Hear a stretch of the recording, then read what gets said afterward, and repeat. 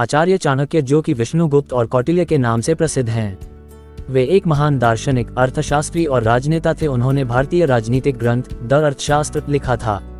इस ग्रंथ में उन्होंने संपत्ति, अर्थशास्त्र और भौतिक सफलता के संबंध में उस समय तक के लगभग हर पहलू को भारत में लिखा था।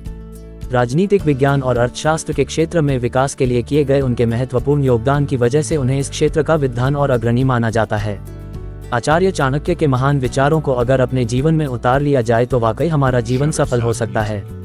आचार्य चाणक्य ने अपनी बुद्धिमत्ता और कुशाग्र विचारों से कूटनीति और राजनीति की बेहद सरल व्याख्या की है। भारतवर्ष में चाणक्य को एक समाज का सेवक और विद्वान माना जाता है। चाणक्य की नीतियों से कई विशाल साम्राज्य भी स्थापित किए गए हैं। आइए जानते हैं महान विद्वान चाणक्य के जीवन के बारे में और उनकी महानता के बारे में और उनके जीव के संघर्षों के बारे में कि वे कैसे गरीबी को पार कर इतने प्रखर विद्वान बने। इसके साथ ही उनके अनमोल विचारों के बारे में भी हम आपको नीचे विस्तार से बताएंगे। नाम, नेम चाणक्य, जन्म बर्थडे 350 BC, अनुमानित स्पष्ट नहीं है। मृत्यु की तिथि डेथ 275 BC, पाटलिपुत्र, आधुनिक पटना में। भारत, शैक्षिक योग्यता एजुकेशन, समाजशास्त्र, राजनीति, अर्थशास्त्र, दर्शन आदि का अध्ययन। वैवाहिक स्थिति, विवाहित पिता। फादर नेम ऋषिकाना क्या चैनन, जैन ग्रंथों के अनुसार। माता मदर नेम चनेश्वरी, जैन ग्रंथों के अनु।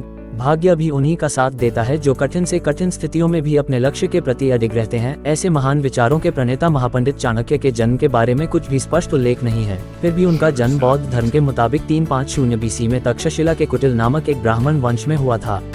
उन्हें भारत का मैकियावली भी कहा जाता है। आपको बता दें कि आचार्य चाणक्य के जन्म के बारे में अलग अलग मतभेद हैं। वहीं कुछ विद्वान उन्हें कुटिल वंश का मानते हैं। इसलिए कहा जाता है कि कुटिल वंश में जन्म लेने की वजह से उन्हें कौटिल्य के नाम से जाना गया। जबकि कुछ विद्वानों की माने तो वे अपने उग्र और गूढ़ स्वभाव की वजह से कौटिल्य के नाम से जाने गए।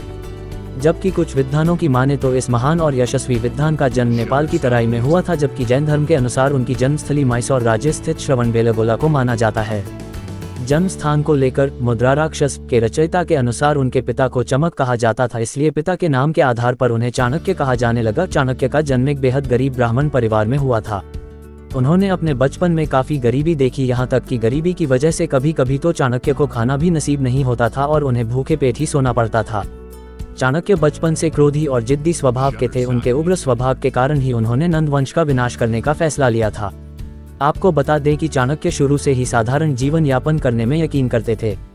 उनके बारे में कहा जाता है कि महामंत्री का पद और राजसी ठाठ होते हुए भी इन्होंने मोह माया का फायदा कभी नहीं उठाया।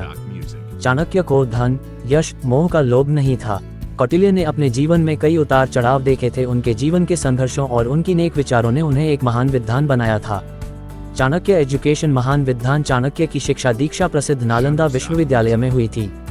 वे बचपन से ही विलक्षण प्रतिभा के धनी और एक होनहार छात्र थे। उनके पढ़ने में गहन रुचि थी।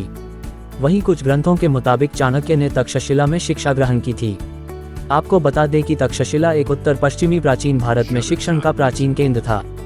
ब्राह्मण परिवार में पैदा हुए चाणक्य को अर्थशास्त्र, राजनीति, युद्ध रणनीतियों, दवा और ज्योतिष जैसे कई विषयों की अच्छी और गहरी जानकारी थी। वे इन विषयों के विद्वान थे। यह भी माना जाता है कि वे ग्रीक और फारसी भी जानते थे।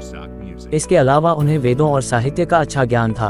अपनी पढ़ाई पूरी करने के बाद वे तक्षशिला में राजनीतिक विज्ञान और अर्थशास्त्र के प्रोफेसर बन गए। उसके बाद वे सम्राट चंद्रगुप्त के भरोसेमंद सहयोगी भी बन गए थे।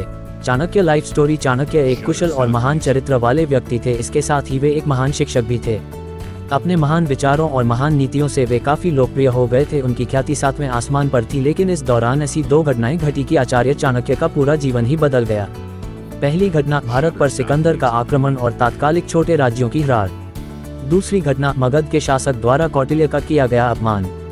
ऊपर लिखी गई ये दो घटनाएं उनके जीवन की ऐसी घटनाएं हैं जिनकी वजह से कौटिल्य ने देश की एकता और अखंडता की रक्षा करने का संकल्प लिया और उन्होंने शिक्षक बनकर बच्चों के पढ़ाने के बजाय देश के शासकों को शिक्षित करने और उचित नीतियों को सिखाने का फैसला लिया और वे अपने दृढ़ संकल्प के साथ घर से निकल पड़े। आपको बता दें कि जब भारत पर सिकंदर ने आक्रमण किया था उस समय चाणक्य तक्षशिला में प्रिंसिपल थे। ये उस समय की बात है जब तक्षशिला और गांधार के सम्राट आम्भी ने सिकंदर से समझौता कर लिया था। चाणक्य ने भारत की संस्कृति को बचाने के लिए सभी राजाओं से आग्रह किया, लेकिन उस समय सिकंदर से लड़ने कोई नहीं आया। जिसके बाद पुरु ने सिकंदर से युद्ध किया, लेकिन वे हार गए। उस समय मगध अच्छा खासा शक्तिशाली राज्य था और उसके पड़ोसी राज्यों की इस राज्य पर ही नजर थी, जिसको देखते हुए देशहित की रक्षा के लिए विष्णुगुप्त मगध के तत्कालीन सम्राट धनानंद से सिकंदर के प्रभाव को रोकने के लिए सहायता मांगने गए। लेकिन भोग विलास एवं शक्ति के घमंड में चूर धनानंद ने चाणक्य के इस प्रस्ताव ठुकरा दिया और उनसे कहा कि पंडित हो और अपनी चोटी का ही ध्यान रखो, युद्ध करना राजा का काम है, तुम पंडित हो, सिर्फ पंडिताई करो।